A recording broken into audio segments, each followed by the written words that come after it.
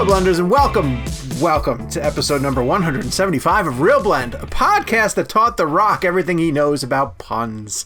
On this week's show, Dune is no longer eligible for the Directors Guild of America, or maybe not. We'll talk about that.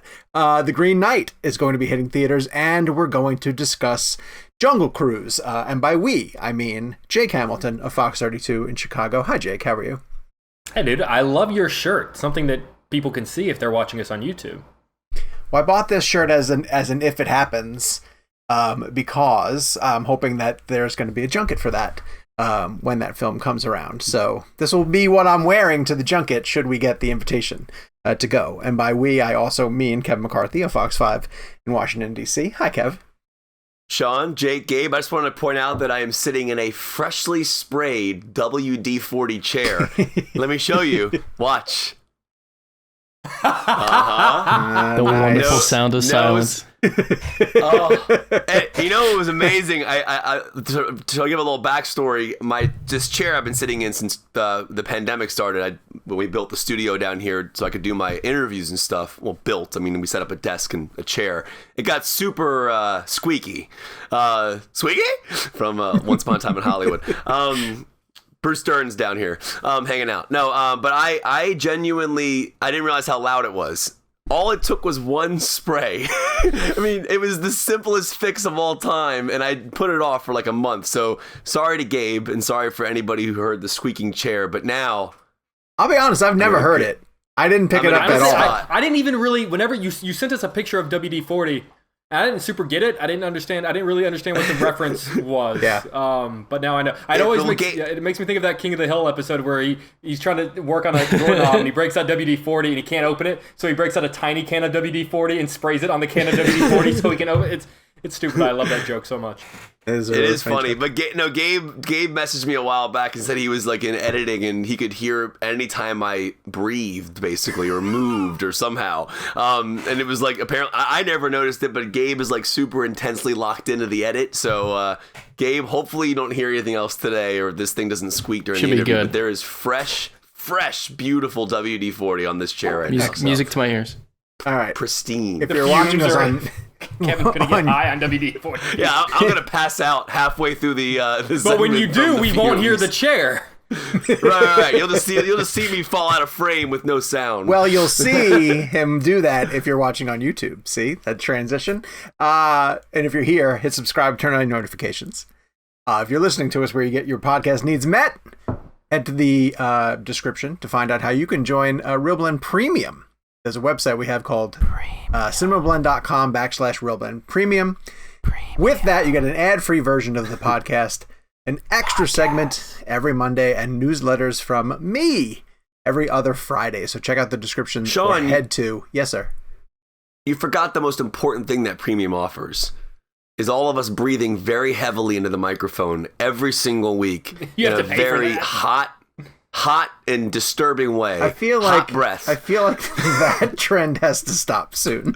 Because it doesn't. It's creeping me out. We've done like the same jokes for like 34 years that now all of a sudden we're going to stop doing. Oh, hold on. There's another thing too that I want to bring to the show, because I was over on Facebook and there's a Real Blend Premium, or the Real Blend group on Facebook that suggests questions. And Harry, who knows us from DC, asked a really great question, and I want more people to weigh into it. They said the show has been around for 3.5 years. What are some old segments that you guys go back to listen to? And Victor, who also listens to us, who's from New York, says that he likes to go back to the early episodes just to see how far we've come. I haven't listened to the early episodes. The one that I mentioned in the chat below is Gabe's tremendous edit on the Dunkirk montage, which was so funny. And I'll go back and listen to that too. So I hope more people go over to that Facebook page and add some additions of things that they like to go back and listen to. Because Gabe, how many Dunkirks were in the montage? I don't remember. I want to say I tried to get all of them, but maybe I gave up halfway. Probably close to 50. Close to 50. Gabe, have you listened to like some of the original episodes recently or at all? I came across, this is funny, this will take us back. I was rummaging around my Google Drive, and I came across an archived video when when we used to stream live directly to Facebook. Oh God! Wow. Wow, I forgot we did that. Yeah. I thumbed through that a little bit just to watch and look at the terrible graphics and the awful video, and the show was still great. It was still a fun show. It was just a different time. It was a different time. Great is There's a reason we don't do this live anymore, you know? Yeah. It was tough. Those were hard. More control over this. Yes. But listen, we are going to do something fun and something live coming up very soon. We're going to have a watch party. Yes. So join us and several other fine folks from the Cinema Blend staff, because on August 30th at 5 p.m. Pacific and 8 p.m. Eastern, we're going to live tweet along to Raiders of the Lost Ark. And we're going to be doing the best indie movie. It's definitely that would be Last Crusade, but yes, you're not too far. The best indie movie. How can folks play along at home? Use the hashtag Cinema Blend Movie Club, and we'll promote this on our socials, our individual socials and Cinema Blend socials and Real Blend socials. So again, August 30th, 5 p.m. Pacific, 8 p.m. Eastern, we're going to be doing Raiders of the Lost Ark, a live tweet with all the Real Blend guys and a bunch of other fun Cinema Blend folk. So make sure that you guys tune in for this. All right, so we left a lot of room for the weekly poll because it's a question that I want all of us to answer. And God, why did I saw this idea, I saw this question somewhere and just poached it for someone for the poll. Didn't someone sent it directly to either the Real Blend Facebook page or someone that might be right. Like someone proposed it to us. Okay, good. So then I don't feel too bad about stealing it then. And it was, who has had the better career post Good Will Hunting? And it's Matt Damon and Ben Affleck. It is a great question because you could take it in a million different directions. So Jake, you're into this. What? Yeah. I'm not even going to do. I will save the results for after. I want to hear your answer first.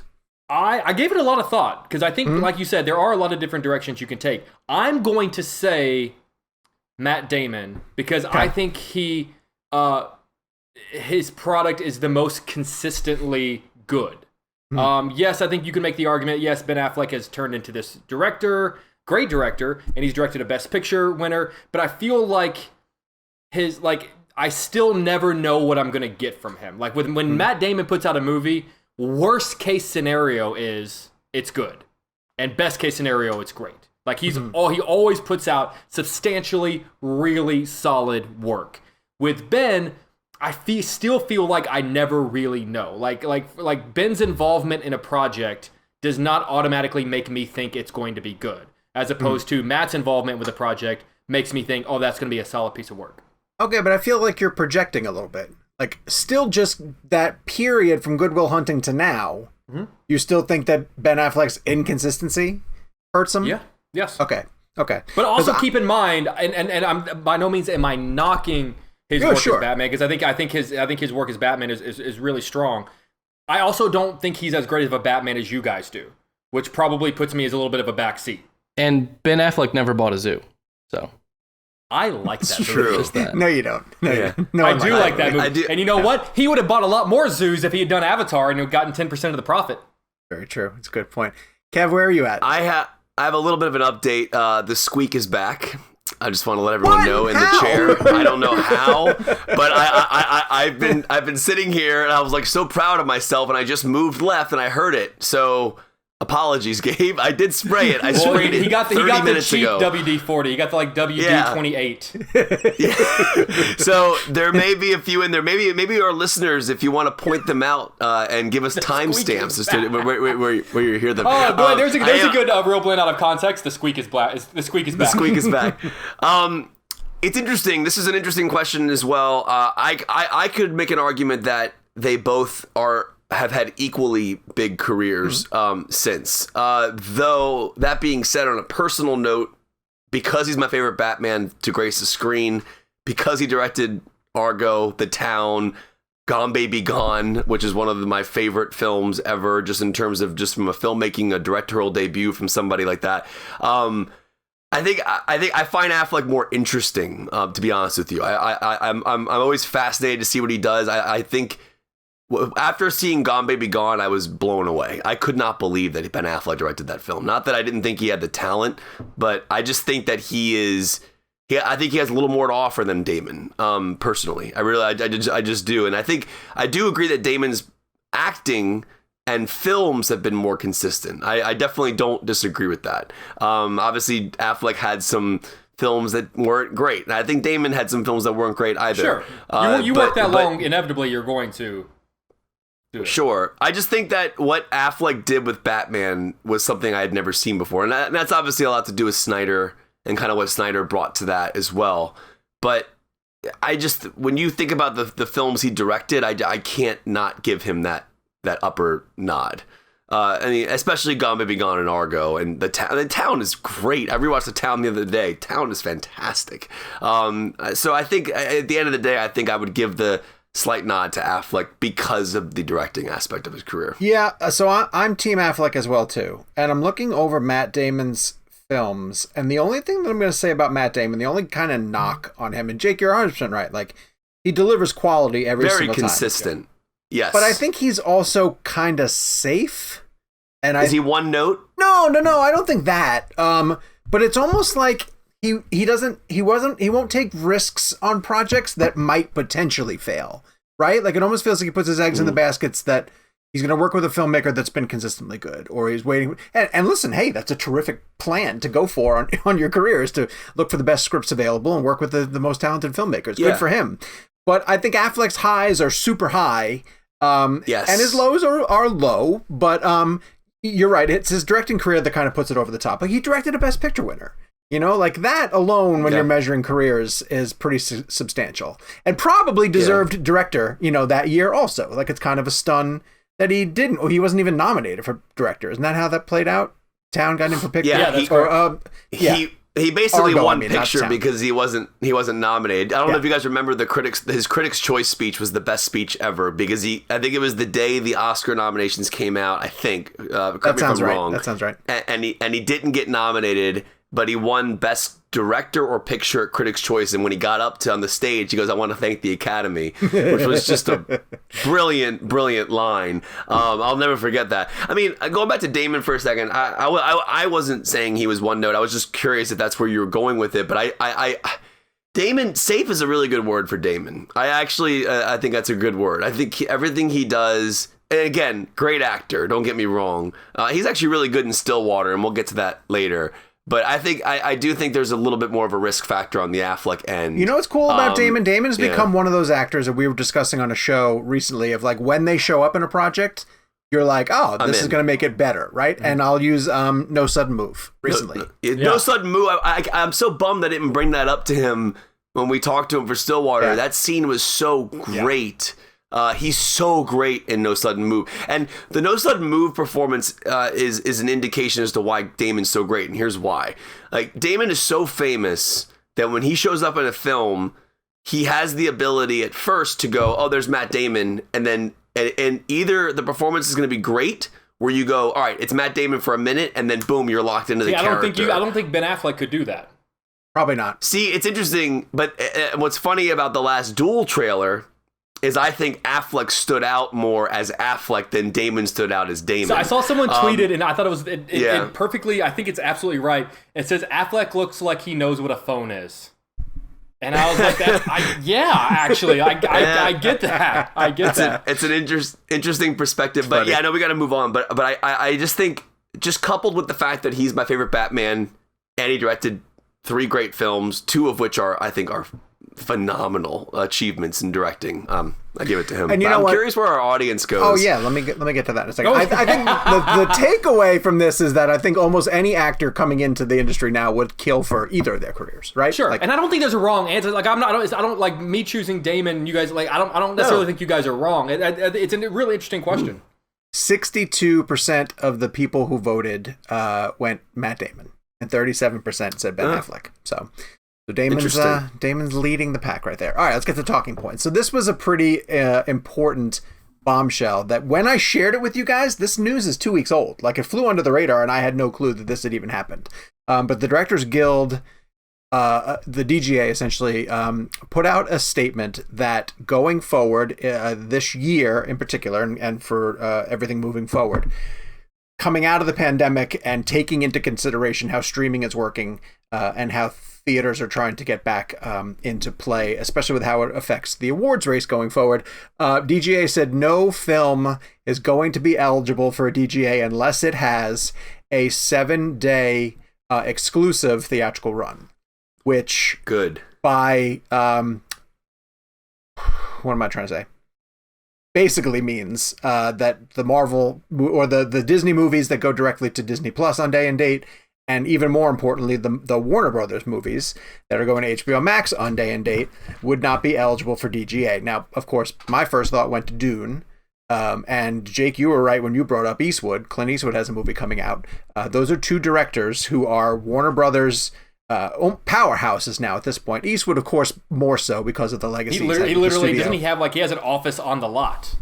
Yeah, and Denis has been working primarily with Warner Brothers, but it doesn't mean that he's going to stay there for the length of time that listen, if Dune doesn't do very well after Blade Runner and Dune, Warner Brothers may not want to stay with Denis after a while. But Kevin, you believe that this is going to lead to a change in the release schedule for Dune, that it will get this exclusivity so that he can be eligible for DGA. I can't imagine them not reversing the HBO Max thing in that sense. I mean, it's from the sound of it, it sounds like they have a masterpiece on their hands, right? It just sounds like they know they have something insane.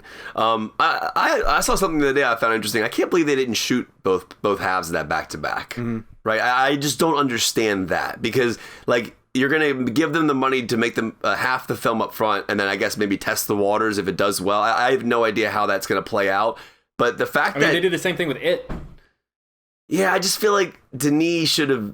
I don't know the inner workings of that, but that blows my mind that they didn't, because that's a big production. That's a lot of people. It also makes me think that part one might end significantly less of a cliffhanger than we think it's going. I think it might, because even with It, even though it ended with a title card that said It Chapter 1, the way that story ended, had it failed, that movie could have stood on its own and been one singular film. And for the most part, most people wouldn't have known that there was a whole second half of that story. I wonder if they're trying to structure this half of Dune as one movie. Jake, you finished the book? No. Oh, Gabe. So Gabe, you know the book. Mm-hmm. If that happens and they don't do part 2, will it be extremely incomplete? No. Or from where you're kind of thinking, this works as a story and a movie?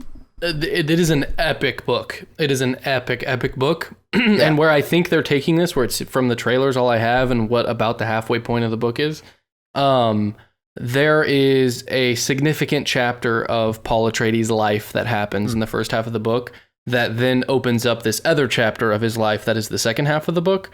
And so I think that there's plenty of story there for one whole movie to feel like he goes from beginning, middle to end of a certain chapter of his life. Interesting. So I don't think it's going to be. I imagine Denis Villeneuve is not going to want to create something that doesn't work on its own. He's not that kind of artist. He's an artist, I think, first and foremost, before he's a great, amazing blockbuster filmmaker. So I don't think he would allow that to happen, full stop. But also the story totally lends itself to being split like that. Okay, so the question becomes back to the DGA. Is this going to be enough to force Warner Brothers to make a decision? Because we have been saying on this show repeatedly, there's nothing that's stopping them necessarily from changing back beyond just, we promised people that for the duration of this year, we will go day and date. But if this gets presented to them, is this strong enough to make them say Dune is going to get 7 days? If the Oscars change their rules, I think it's game over. Mm-hmm.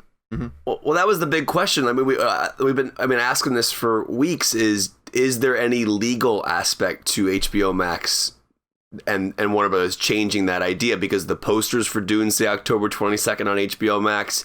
Is there some type of legal tie? And Gabe says no. What about the people that signed up for a year? Like in theory, if I signed up for a year based on that promise, and then they break that promise, how can the average consumer be like, that's bullshit? Out. I signed up for this for a year thinking I was going to get The Matrix. You signed up for a service with a company that reserves the right to change their policies. You didn't sign a contract. Do they have the right to do But that in this year? I think so. I don't know. That's a larger question that we can't answer here because that's probably a terms of service fine print thing. Like, I think us asking that question is probably not fair. None of us read.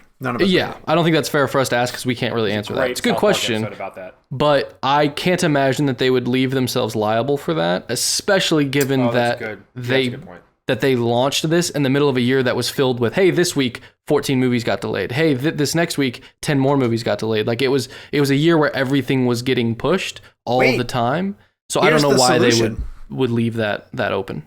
Here's the solution. You maintain the date that you told them it was coming to HBO Max, but you put it in theaters a week earlier. There's no screens. What screens? There's screens. Well, of course there'll be screens. Not on IMAX. So 15th, Last Duel opens. Okay. 22nd is Dune. This calendar is gridlocked. I'm telling you, there is so much coming out through the end of the year. I bet you Last Duel has an IMAX release. But DGA didn't say you got to play an IMAX in a week. No, not at all. Not at all. Well, I know, but do you think Denis is going to let the film come out in the first week without the IMAX component? Or why don't they just do the Oscar thing and put it in one theater in LA and one theater in New York? Yeah. That happens all the time. They could do that. If that works for the DGA, then they could do that. I could see that happening. Yep. But in all honesty, to answer Sean's question, I do think this is going to force a change. Because it's the right thing to do, first of all. As we said last week on the show, I know we're in a pandemic, but before the pandemic started, there was a 90-day window, okay, that had nothing to do with the pandemic. It was just a 90-day exclusivity window where you had a film run in theaters. It was an agreement with the theaters and the studios. Then you go home. So to make people wait an extra couple weeks or whatever it would be to see it at home, I don't think that's unfair. And I don't think that, pandemic aside, and I get that we're in a pandemic and I'm not discounting that whatsoever, but we've waited 90 days before the pandemic started. So if this is somehow going to help force this rule where we could get at least a week, maybe more, hopefully, but at least a week where the theatrical is the exclusive to match this Oscar rule, I don't find anything wrong with that. Wait, I mean, let me play devil's advocate. Why we can't? Let me play devil's advocate just for 1 second. Sure. This week in particular, we had 2 mainstream movies that opened that were theatrical only. In Old and Snake Eyes. But they weren't big movies. In all honesty, they weren't films that I thought were going to do a massive amount of numbers. I know. I mean, I know that we predicted Old maybe 25 range. I know it only did 16. I think the reviews I think the reviews hurt Old. I really do, because the reviews dropped basically that Thursday at noon, and they weren't good. I'm not saying that reviews are what makes a film.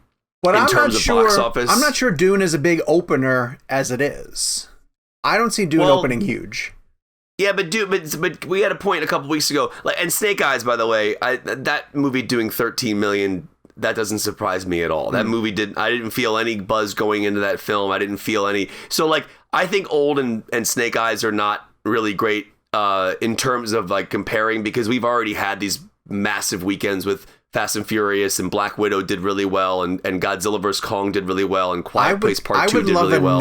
I'd love a number on Suicide Squad if it didn't have HBO Max. I would love a number. How many people would go back to the theaters to see that? I think Suicide Squad it falls into the same boat as Dune in a weird way, where the people who are really locked into Squad and James Gunn and filmmaking and IMAX, that movie is designed for IMAX. It's shot in IMAX, 1:90 aspect ratio. It's very tall. It's gorgeous. I think the people who are going to see Suicide Squad and Dune that are film fans, I think are already going to the theater regardless. Dune has a very big built-in audience just from film fans in general. And I think one of the points we made recently was about Dune was anybody who's locked into Denis and that style of filmmaking, they know the theatrical experience is the way to see Dune. But I guess my point was this: with Suicide Squad might be a good test, right? Because Suicide Squad comes out August 6th. That's in the same same boat as Dune, where it's an HBO Max day and date with theaters. I do feel that this new rule is going to have to force Warner Brothers' hand. It has to, because Dune sounds like, from what I understand it to be, a Best Picture, Best Director nominated type of film. And I have a hard time. Think about what an Oscar campaign means to a studio. When you have a film that comes out and you got 10 Oscar nominations for including Best Picture, and those are on all your ads, that's another marketing run for your movie.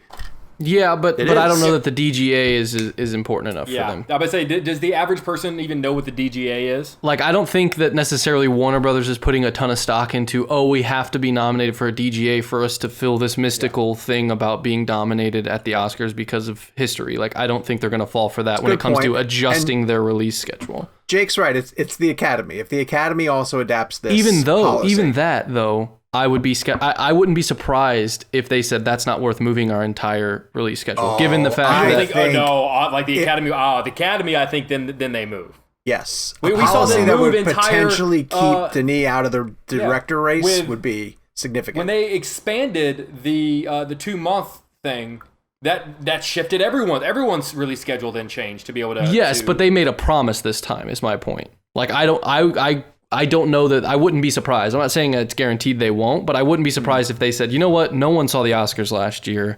We've got a million other Oscars that we can put on our marquees of the cast and the talent that have already won Oscars. Do we want to shift this? Do we want to shift this promise? I think that's short-sighted. I think they could go either way. Part.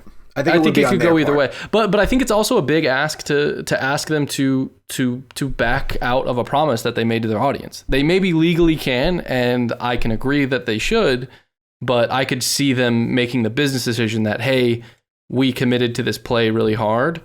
We're not going to get any good headlines from backing out of that. Let's just, Let me give you something that happened last night. PJ had some friends over, and they came inside, and they know that I'm a movie critic, and so they like talking movies with me. And they said, we saw Space Jam 2, and it was pretty good. Pretty good. I enjoyed it. And I was like, nah, it's trash. And they said, Sean. I said, no, it's awful. It's an awful but movie. These are kids. Jesus. Well, they're not. They're teenagers. They know better than this. I'm old. And I said, where did you watch it? Did you go to theaters or did you watch it on HBO Max? And they said, no, I pirated it. Like that was their immediate response. So we spent a lot of time talking about who's going to theaters and who's watching something on streaming. And this teenage audience who the studios are chasing just immediately are going to pirate sites to get there. This is so weird. And maybe this is a sign of me being old. I don't even know, not that I would, but I don't even know how to pirate something. And these kids are watching them on their phones. They're just pirating. Did you tell your son that you have HBO Max? Did you tell your son? Yeah, well, no, he didn't watch it, but it was his friends who said, I watched it on my phone. And I gave them hell for that. But that was eye-opening to me that their initial response was just... I know some people that watch Black Widow on their phone. Oh. Yeah. Yeah. Yep. And I was like, were you breathless when she fell out of a plane? Oh, wait, you weren't. She was 1.5 inches big. I was at work today, and I heard possibly some of the worst sentences I've ever heard in my entire life. Some guy came up to me at work and told me he watched Tenet for the first time on an airplane. Oh. And I literally almost jumped out of my chair. A single went backward up Kevin's cheek. It was absolutely heartbreaking. Like he's sitting there telling me that it genuinely broke my heart. I'm like, I can't believe that it was his first experience with Tenet was on an airplane. And then were you understanding whenever he said, I just didn't get it. It didn't make sense to me. I didn't quite... Oh, of course. Yeah. I was like, oh, of course. No, but it was unbelievable. I'm like, I couldn't believe. But I also understand, like, that's...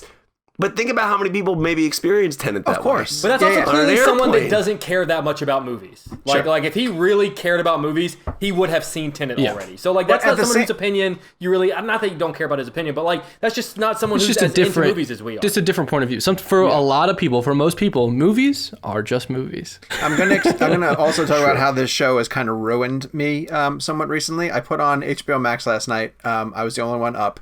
And I have always wanted to see the Robert Altman Western, McCabe and Mrs. Miller. And it's there. It was available on TCM. And I was like, great, I'm gonna start this finally. And if it takes me a couple of nights to get through it, fine. But it's shot in the, I believe it's early 1970s. And I'm pretty sure it's 1:8:5. Kevin, I don't even know. I'm not sure the aspect ratios. But it's got two honking big bars on the top and the bottom. And I couldn't watch the movie. Like, I literally was staring at those two black bars and the compression of the image. And I was just annoyed. I was annoyed trying to watch this. What Sean needed was the skinny logo over. Large. They were large bars. So it's probably like 235, 239. I would guess. What's the name of the movie? Angry. McCabe and Mrs. Miller. Let me look it up. I'm gonna guess. It sounds like it's 239, 235, but keep going.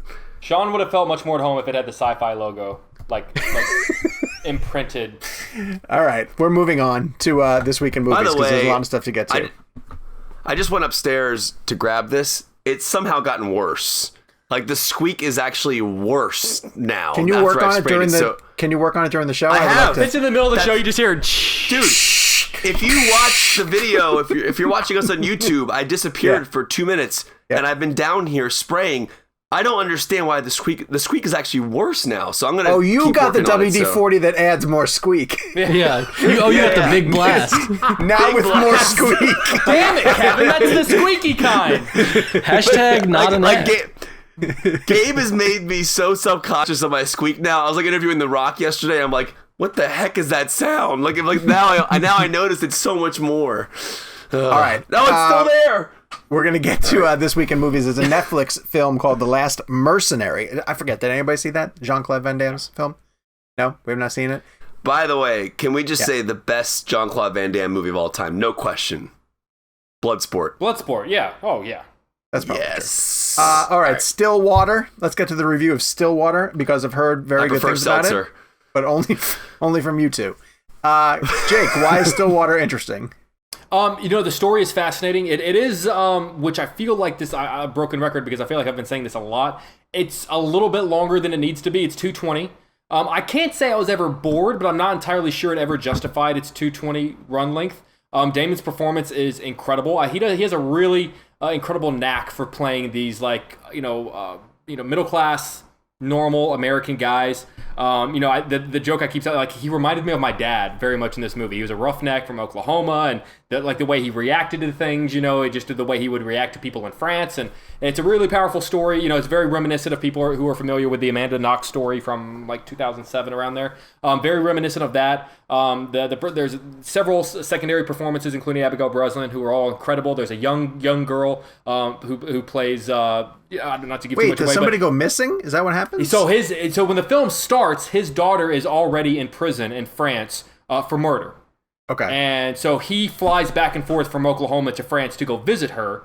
Okay. And then eventually she says, like, look, I got to get out of here. And so he kind of takes it upon himself to kind of start investigating, wait, what exactly happened? Because I don't believe that she committed this murder. So he kind of starts poking around to sort of see if he can figure things out. I thought it was a really, really solid film. Enjoyed is a weird word because it is so heavy, but I thought his performance was incredible. I wouldn't be surprised if he got an Oscar nomination for it. I thought it was about the band from Almost Famous. Yeah, Fever Dog. Fever Dog, they're great film. Kevin, what did you? I think you liked it as well, right? Yeah, I thought Damon was incredible. My issue with the film is something I can't really bring up in this conversation because it's a spoiler. But I think one of the things, I'll keep it vague, is that Jake even texted me after the movie was over because we both had questions about this particular thing. And there's something in this film that I think is rushed over so fast and not done in a clear enough way where, like, the entire film leads up to this element and they don't do a good enough job explaining it. And I'm not saying that movies can't be open-ended. This is not the case here. There's an answer to this question. I just felt like it wasn't presented in a way where it was clear enough for me. And, like, even Jake, like, texted me afterwards basically saying, like, what did you think? So that's all I will say about it in terms of that. Outside of that, it is slightly too long, but Damon is fantastic. Abigail Breslin is great. And it's a really interesting story. This is a character. He's an oil rig roughneck. The character is traveling to France. It's interesting to see kind of the cultural shock that his character kind of goes through in another country. The politics is really interesting because it's very understated. And that's what I kind of liked about it. It wasn't like, the character is clearly a Trump supporter. I mean, it's even, and Matt Damon even said that the character would have voted for Trump because someone in the film even says to him, would you have voted for Trump? And he never actually answers it, but he answered it, I think, in a press conference recently, that the character would have indeed voted for Trump. But they don't really spend too much time analyzing that. They just allow him to be kind of a human being. And I think what Damon said, something in my interview that I thought was interesting, was that he spent a lot of time with the these Oklahoma Roughnecks. And, you know, I think Damon, it's not a surprise, it's not a secret that Damon is liberal. I think he supported publicly Hillary Clinton in 2016. And so what I found interesting about it was he approached his work in terms of like spending time with the Roughnecks as an actor versus just the human being of Matt Damon, because he said, as an actor, I have to understand why these people think this way in terms of like the people he's spending time with, the Roughnecks. And I found it interesting that he was able to kind of put aside his own politics and actually be an actor and become the character and understand where they were coming from. And I found that to be really interesting. In the film, they understate that politics element and in a good way. It's never like blatant. They're not beating you over the head with politics. Mm-hmm. It's just part of who the character is, but it's not everything who the character is. And I have family members who voted for Trump that are like, you know, in terms of like politics, when you look at Twitter and social media, it's so black and white, right? Like you're either a Trump supporter or you were a Biden supporter. But in reality, we're all human beings, and that political element, I don't think, should define every person for who they are completely. And I think that's kind of what Damon was going for in terms of the character, was that, yes, he swings a certain way politically, but that's not everything about who he is. He's a father. He's trying to take care of his daughter. His wife passed away, right? Jake, his wife died in the film. So there's a lot more to him than just the political element. And I think that Tom McCarthy, who directed the film, who did Spotlight, who's a good director, did a really good job of not making the politics the centerpiece of the story. It's just part of who he was, or the character is. So I think Damon did a really good job with that, because they really could have leaned into that and made that a bigger deal in the film. And I think they did a good job of kind of like playing with it in a very intimate way, but also a very personable way. And I think he's really good in it for sure. And just one thing, just to touch on what Kevin said, the last 5 minutes, you're given a lot of information that is kind of softly delivered or whispered. Yes. And I cannot emphasize enough how much you need to like dial in and listen to what they're saying, because they're giving you very important information and then the movie ends. So that's why, like, I asked other people in my screening, wait, what did she say? And everyone in my screening said, like, I don't know, I couldn't understand what they were saying. And that's why I texted Kevin, wait, I'm sorry, like, can you explain to me that, like we're talking like big resolutions for the movie, I'm not entirely sure I got, because I could not understand what they were saying. Yeah. Okay. And it's not like I was watching it at home. I saw it in a theater. Like, it's not like I was watching it at home. Did Nolan direct that final few minutes? Yes. Nolan did the final 5 minutes of the movie. Tom McCarthy had him step in. I'm leaving to go see Jungle Cruise in about an hour and a half. So, Jake, am I going to have a good time? I think you're going to have a perfectly pleasant time. It's an interesting thing. I think Dwayne and Emily have incredible chemistry. Like they are so fun together. On the flip side of that coin is I find the story to be incredibly weak. So it's one of those things that I enjoyed watching the two of them go at it. It's particularly the period of the film where they kind of don't like each other. You know, that's so fun.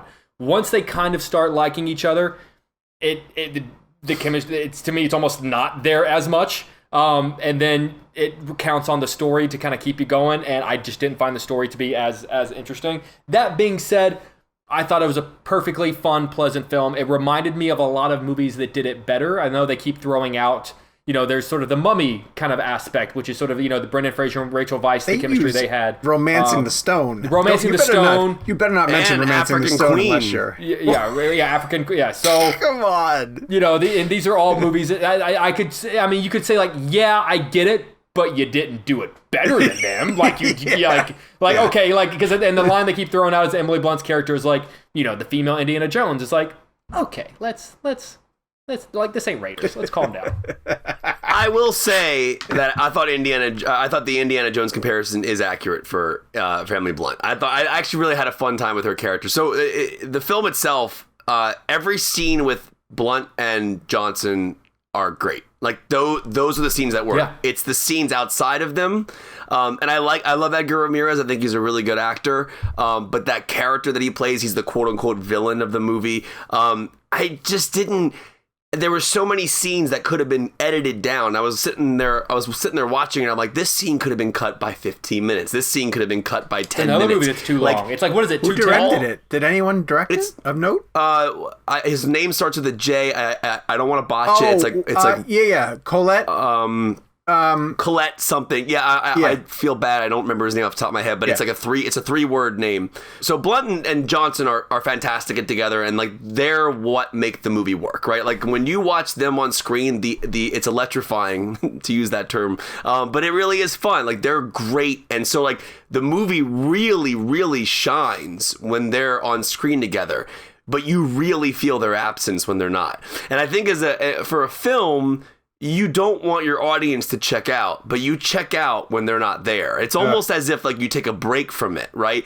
But then when they're there, like it's an interesting study, right? As an audience member, as you're watching it, like the opening is amazing. The way they introduce Blunt's character and the way they introduce The Rock's character and that whole through line, his bad puns. One of the cool things about the movie oh my God, the puns reminded me of you. Yeah, I love the puns, but one of the cool things about the movie, and I would argue that The Rock's character is kind of a filmmaker, a practical effects filmmaker, because he's operating this ride this boat ride, right? And he has all these cool practical contraptions set up along the water that happen to hit the people who are on the boat. And it's like he's like operating it like a director. It's really fun to watch. And there's even one point where he has like a film camera. There was a sense that I got that his character was kind of like a filmmaker for the time. But again, as an audience, it's so weird. Like I always go back to Rogue One when I think about this, because I like Rogue One, but I love the ending. And when you leave Rogue One, you leave on a high note because of the Vader scene. And like, that's the last thing you basically see. You walk out of the film, you're amped up. And I compare that to this in the sense that anytime Blunt and Johnson are on screen, I'm amped up. I'm all in. But then I check out when they're not. And I think as an audience, psychologically... Is there a lot where they're not in it, though? Is there a lot? Yeah, there's a pretty good chunk of time. I mean, I don't know if Jake would agree. There's chunks of the movie that it just falls flat without them on screen. And you know what's a bummer is, I as much as I love Jesse Plemons, like, I didn't think Jesse Plemons was particularly great in this. And I loved... Like, I would argue like he's one of the next great actors of our generation. And I kind of thought he was a little lame in this. Plemons didn't bother me. I actually kind of like Plemons in the film, but it's in small doses. He's funny. I could see what Jake's saying about it being overboard. No pun intended. But I genuinely believe this. And the only reason I mentioned Rogue One, which is a really weird comparison, I'm just thinking about the psychology of an audience. Because as I sat there and watched the film, and I think, Sean, you'll feel the same way. You're going to sit down in this movie theater tonight, and you're going to go, oh, this is actually really good. And then you're going to go, okay, this is not that great. And then you're going to go, wait, this is actually really good. And then you're going to be going back and forth. And I think psychologically, it's a really interesting thing for an audience to experience that, because there are so many good things about it. But overall, I'm like, it was fine. Okay. So that's where I'm at. Yeah. Well, let me tell you the best movie that's opening in theaters this week. Something that people need to get out and experience at all costs. Of course, if you feel safe. And that is David Lowery's film, The Green Knight. It's time for Gabe to punch out. Gabe, if you would like to remove your earbuds, disappear. No spoilers, not to mislead anyone. I just don't want to know anything. There's no spoilers going to happen. Gabe would like to go in as pure as possible. And what I find fascinating about The Green Knight is that it falls into a category of movies that I probably, based on things that I've been saying on this show for years, wouldn't necessarily enjoy. It's set up a little bit as fantasy, medieval fantasy. It's knights and swords and that type of mythology, but for whatever reason, this movie lives in a sweet spot where it was just... Jake called me after his screening, and the two of us were hashing it out, especially about the ending in particular. We both had different opinions, and I kind of came around to his side of it. Did you? We won't get into that. Yeah, I think I came around to your side of it. But I just said this was the right kind of weird for me. Like, I totally understand people who go to watch this movie and they're just like, what the heck is this? Because, there's a story pushing it through, but it's pretty loose. It's a lot of experiences that this character that Dev Patel is going on. It's a quest. It's essentially a quest. And so there are a lot of pit stops along the way that he has to continue to get through in order to get to the end of his goal. They're not, one of the things Jake and I were talking about is that they are not physical challenges per se. They're often very psychological challenges, and whether he has the emotional fortitude to get through them. And it has really great performances throughout by people who I really love, Alicia Vikander and Joel Edgerton, and Dev Patel is fantastic in it. But it gets weird. It definitely gets weird. Definitely gets weird. Like anytime he's interacting with naked giants, that's unusual. As one does. As one does. The concept itself of the Green Knight, so essentially, if you know nothing at all about it, the Green Knight is a monster-ish, a tree-ish creature that shows up in their kingdom and challenges any knight who wants to face him down. And he essentially gives them, it's a puzzle right from the get-go. He says, if you're able to make contact with me in any kind of way, then a year from now, you have to come and find me and I get to inflict the exact same contact to you.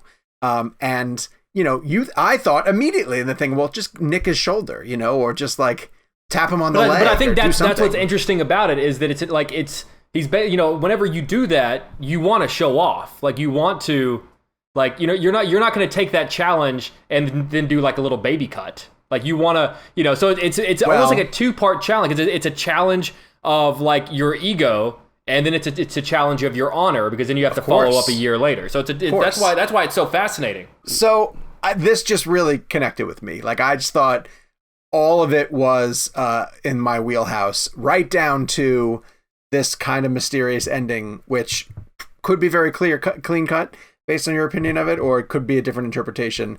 And I'm really, really excited to go back and see it again. I just think the sound design for the creatures is fantastic. I think some of the cinematography that's used throughout on these different challenges is really breathtaking. Yeah, it blew me away from start to finish. So, Jakey, where are you at? I mean, everything you said, it's honestly probably my favorite movie so far this year.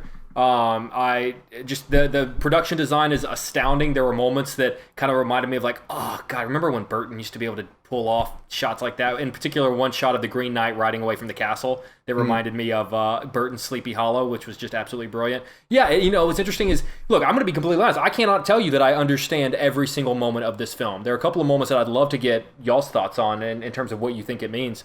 But I also love what it says about honor. I love what it says about you know, what it means to be truthful, what it means to be brave, you know, because there are so many of those themes when it comes to what being a knight was at that time. And you know, when the film starts, you know, Dev Patel's character is not maybe the most honorable, or I mean, he's not even a knight yet. Like he dreams of being a knight, but does he have what it takes? And so it really dives into these really interesting themes of do any of us really have what it takes, and are we willing to do what it takes to have what it takes? And I just thought it was fascinating. I even though it was recut to be a little bit more of a slow burn, it's very much an A24 film, if you know what that means. And I just loved every second of it. And the final moment is one of my final moments in a movie in a long time. And I just absolutely, I love this movie to death. Absolutely loved it. And I really want to hear Kevin's thoughts. Before I throw it to Kevin, there's one other thing that I wanted to. One day we're gonna have a long conversation of whether this is like an ecological, what we are doing to the planet.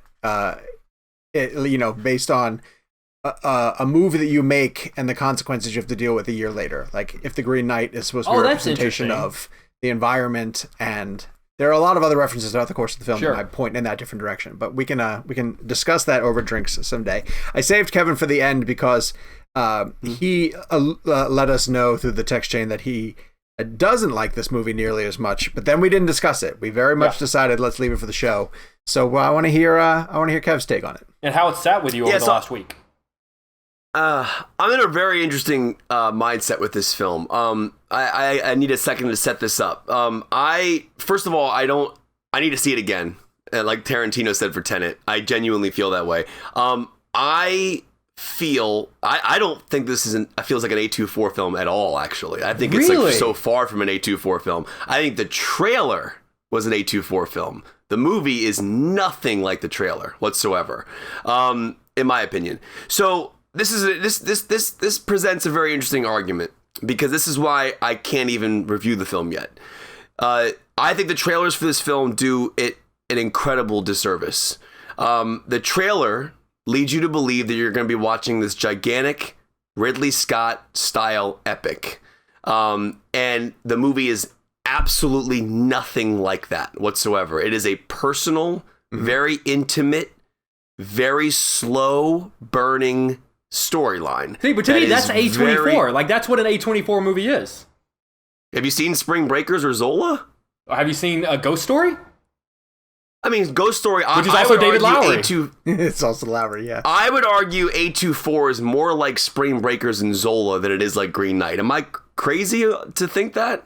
I think it's hard to pigeonhole them because I think they're trying to expand their palette. So I agree. Yeah. But calling Green Knight an A24 film, I don't feel the film fits that vibe of A24 that I've seen over the years. Here's the thing. If you had told me that Sofia Coppola had directed Green Knight, I'd believe you. I would actually think that like it has her sort of approach. It's a little esoteric. Right. You know, it is you're very right that it's very intimate. It's not a sword and sandals. That's probably why I like it. That's because I would be bored if it was just large battles. And see, we always talk about expectations. I think that's I didn't expect it to be a Ridley Scott film, and I think that maybe that's why I liked it so much. Right. So that's where I'm at. So I can't even give you my review for this film because when I sat down for The Green Knight, I had expectations based on the trailer. Now, I want to say this because this is very important to say. A trailer is never the filmmaker's fault, in my opinion. A trailer is a marketing tool. A trailer is cut together in a way to make you want to see the film. I'm sure there are filmmakers who have final cut on trailers. I would imagine Sir Ridley Scott had a final cut on Last Duel trailer. I would imagine he did. They probably cut it together, showed it to him. So as I sat in this theater watching this film, I went in with the desire of what the trailer gave me. And I sat down and watched it, and it disappointed me to beyond belief, to be honest with you. From a cinematic standpoint, cinematography wise, I thought the characters were not as interesting as the camera. The camera was more interesting to me than the characters. These massive, wide scope, tall shots. It's 185. It's gorgeous. I was blown away by the production design, the sets, cinematography. I did not find Dev Patel to be the character to be interesting enough to lead me through the story. But also you have to understand that like 20-30 minutes into this film, I didn't know what I was watching because it was not the film that I was promised, in my opinion, just based on my personal expectations of the film based on the trailer. The trailer blew my mind. The trailer is a 5 out of 5. So I'm in a very strange boat where I don't think I could give you a purely honest opinion on this film. I was disappointed based on my expectations. Is that the movie's fault? No, it's not. So I want to see The Green Knight again with managed expectations, with knowing that it's an intimate, personal, slow burn. Because I was all in for this gigantic, epic gladiator, Last Duel style Ridley Scott film that the trailer, in my opinion, promised me. It's not that. So it's not that. It is so far from that that it actually made me angry. And I'm sitting there in the theater. I'm like, I'm not mad at David Lowery. I'm not mad at the film. I'm not mad at all. I'm just disappointed that my expectations were at a certain level, and it's not the film's fault that it didn't deliver that. So I can't sit here and rightfully give you a fair review because if I sat down in the theater tomorrow and watched this film again, knowing what I know about it, I might have a completely different experience. So I'm just like Tarantino said about Tenet and Dunkirk, right? He didn't I completely understand that comment when he told us at the New Beverly that I need to see it again. That's exactly how I feel about this film. I don't know how I feel about it yet. That's where I'm at. I watched the trailer a while ago, so I can't quite remember the tone, and I definitely didn't want to watch it again going into it. Yeah, probably after the fact I'll watch it again. I definitely didn't want to see it going into it because I'd seen it early enough, and then the movie got delayed a bunch, and then I just knew I wanted to go into it as clean as possible. So this is the last thing I'll say about it, and then we'll move on. The film is incredibly ambitious.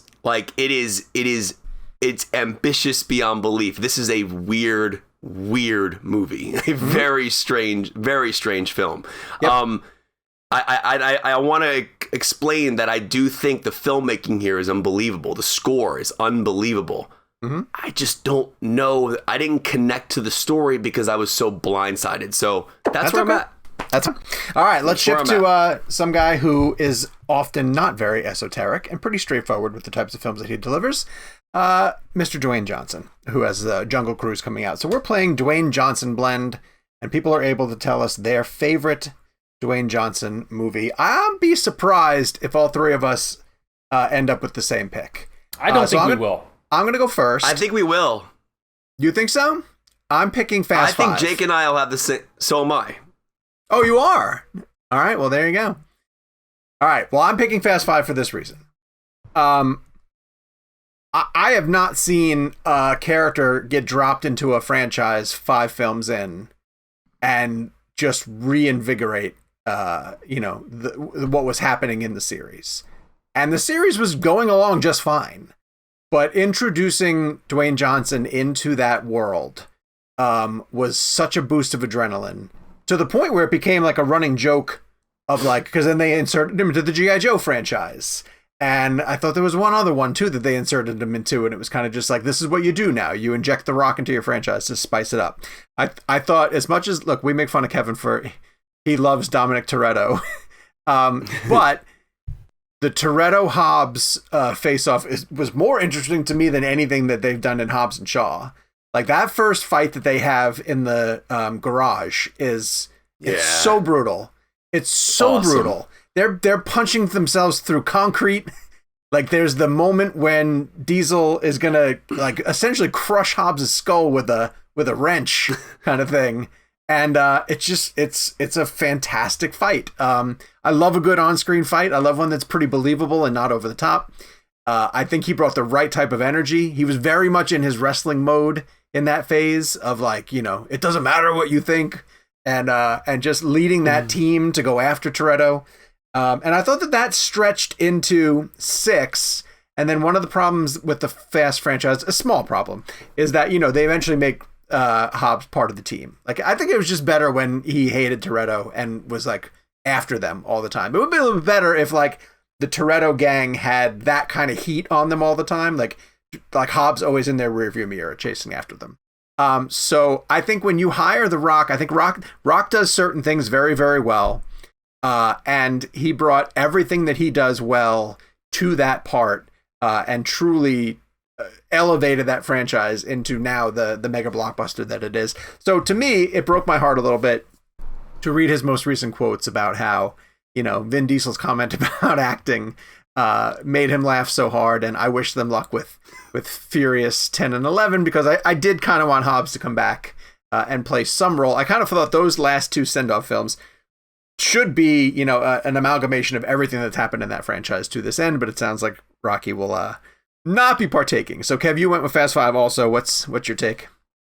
Yeah, I mean, ultimately, the Rock film that I would generally go to as my favorite would be The Rundown. But I haven't seen The Rundown in a few years, so I didn't feel comfortable like giving a reason why. I just remember loving it when I saw it. Fast 5 is for every reason you just mentioned, is exactly why that film is incredible. Like the Rock being dropped into that franchise, like you just said, was mind blowing. Like, he was so great. It was such a perfect fit. Also, that's one of the best action films I've ever seen. It's just nonstop. And like every time his character's on screen, you feel the weight of that character. His presence is so strong and so badass. And like, you're right, that fight is amazing. I also love the scene when they kind of join. I know you were talking about that just now, but like when they kind of join together, like and they help each other. And like specifically, I just think The Rock, in my opinion, really became a movie star on that movie, I would argue. I mean, I don't know if I'm wrong in that, but I don't know how big he was. I know he was big in terms of like wrestling, but his movie career wasn't really going because Rock, anywhere. when you remember, if you go back not too far ago, he had a bunch of action films that he tried. Right. There was one called Driven, I want to say, or, kind of shortly after The Rundown, where he appeared in a couple of films that just didn't take off. And then he disappeared for a little bit, or tried some family comedies. He did try on a lot of hats before he kind of figured out what works really well for him. So, like Tooth Fairy. Yeah. Listen, and the game at the plan. End of the day, the game plan and Walking Tall, and there was a few in there that I actually liked. But Fast 5 I felt like Fast 5 was like the universe going, this is where he needs. This is The Rock. This is Dwayne Johnson. This is the movie star. And you got to give Justin Lin credit, right, for really kind of like finding that route for Rock. I mean, because that movie, I think, changed everything. And I think a lot of people would argue Fast 5 is the best in the franchise. I love 7. I also love The Rock in 7. That scene with him and Statham when they fight in the office and he falls out of the building and kind of protects... who's the actress who's married to Chris Hemsworth, who stars in the Fast films? I don't want to botch her name. She's really good in the films. I just don't remember her name off the top of my head. See, that reason for whatever, that fight to me is one of those exaggerated fights where... Oh, I love that fight in 7. I love the 7 fight. It's so over the top that I'm like, someone would have died here. Sure, but I mean, Fast 5, I go that route because it genuinely, I feel like, is the movie that made Rock the star. So, Jake, this is making me a little nervous. Is your screening in 15 minutes? No, we're good. Oh, cool. Okay. All right, cool. All right. Okay. Well, Jake, go ahead. You thought Jake was going to pick Fast 5, and clearly he did not. So, where did he go? I chose Pain and Gain. I knew it. Yeah, I knew it. Which is actually one of my favorite Michael Bay films. I love that movie. It is such an unbelievable true story that at one point in the film, about an hour and a half into it, where it's so crazy, they have to put up a title card that says, by the way, this is still a true story. Like, that's how crazy it gets. And they have to remind you. And it is, look, I love The Rock, and I think The Rock has Dwayne Johnson. I think he has very much kind of honed in on what it is that he's good at. He sort of sticks in his lane, and he's very good at it. Pain and Gain, I would argue, is the one performance from his career where I did not see him. Like, it's this world, if you're unfamiliar with the film, it is this world of these bodybuilders in Miami who get caught up in this, like, murder, money laundering scheme. And The Rock plays this, like, coked out bodybuilder just out of prison.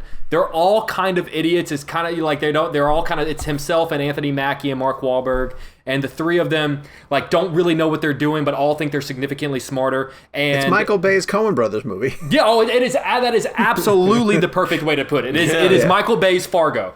And just his performance as this, like, coked out... Were they cooking hands or something like that on a grill? Oh, yeah, like a dude's hand gets cut off. Oh, it's wild. And in fact, if you read, I think there's like a Miami Herald piece on it that's actually crazier than the story in the movie, but Michael Bay had to scale it back because he thought, if I put all this, they're going to think this isn't a true story anymore. Like, that's how crazy that story was. Yes. And that's what we all expect from Michael Bay, is to scale it back. Yes, exactly. And his performance, like, to me, he actually does disappear. Like, I don't see, like, oh, like, there's The Rock. Like, oh, he's having fun. Isn't it cool to see him? To me, like, I see the guy he's playing.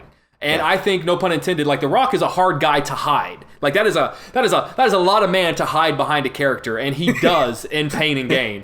I don't see his, like, persona. I see his performance, and I think it's my absolute favorite. And like I said, that's one of my favorite Michael Bay films. All right, to that end, I want to shout out the work he does in the Jumanji franchise, especially the first one. Oh yeah, because he's great.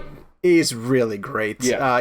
Taking on a teenager, and you're right. You can't hide his physique.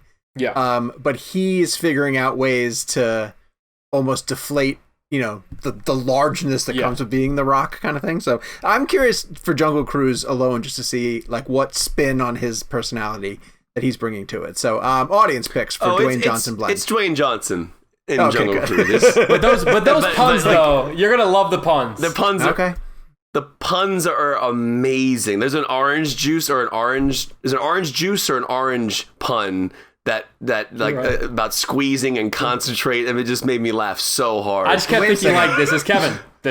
And why didn't they call it Pungle Cruise?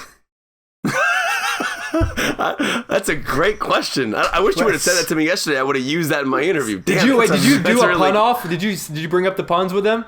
No, because I saw they were the pun thing came up in, like, every interview they were doing, so I was like, I didn't want to, like, do that. But he ended up bringing it up at the end, and we kind of play with it a little bit. But I was bummed because I feel like that came up in, like, that was like a big part of their interviews. So I was like, I don't want to do that again. So did you turn to Emily and say, I need to be blunt? and then ask a question. There was so many things I could have done. And so now you're making me feel like I just failed miserably at my interview. How did I not do these good? Yeah. Pongo Cruise is right there waiting for you. Pongo Cruise is pretty good. Some hack is going to have that as their headline of their review. I guarantee it. I guarantee it. Some hack. You know who I'm talking about. Cinemablend.com. I'm going to make sure it is. John Augustine and John Ratzenberger, not the Cliff Clavin that we know of, said the rundown. Film Chat Pod went with Central Intelligence. That's a pretty good pick. William Central says, Intelligence is great. It's funny. It's very funny. William says, quote, sorry, it's Skyscraper. Don't be sorry. It's Skyscraper. If that's your favorite rock Actually, movie. You should be sorry for that, to be honest with you. Yeah. Skyscraper is not good. I'm sorry. Eugene went with the Gridiron Gang. I'm kidding, by the way. Stephen Capegoat went with Jumanji, Welcome to the Jungle, and James Vasquez said Moana. So, I love thank Moana. you very much. Yeah, it's fantastic. But that, listen, is that rock or is that Lin-Manuel Miranda?